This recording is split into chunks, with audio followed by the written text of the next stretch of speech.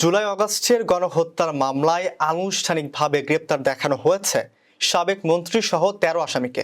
এসব আসামি হলেন ক্ষমতাচ্যুত আওয়ামী লীগ সরকারের সাবেক ৯ মন্ত্রী, ২ উপদেষ্টা, অবসরপ্রাপ্ত এক বিচারপতি ও সাবেক এক সচিব।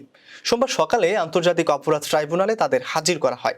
তবে সাবেক মন্ত্রী আব্দুর রাজ্জাককে ট্রাইব্যুনালে আনার কথা থাকলেও অন্য মামলায় রিমান্ডে থাকায় তাকে হাজির করা হয়নি।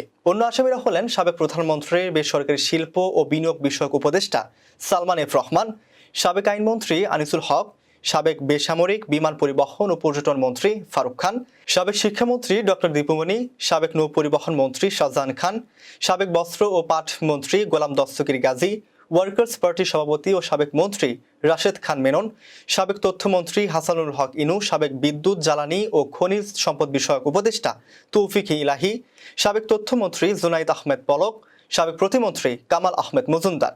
এছাড়া আপিল বিভাগের অবসরপ্রাপ্ত বিচারপতি শামসুদ্দিন চৌধুরী মানিক ও সাবেক স্বরাষ্ট্র সচিব জাহাঙ্গীর আলম।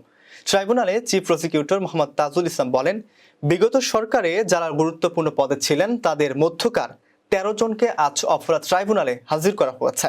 আগামী দিনে যারা ফ্যাসিস্ট হতে চান তাদের জন্য আজকের এই দিনটি একটি শিক্ষার দিন।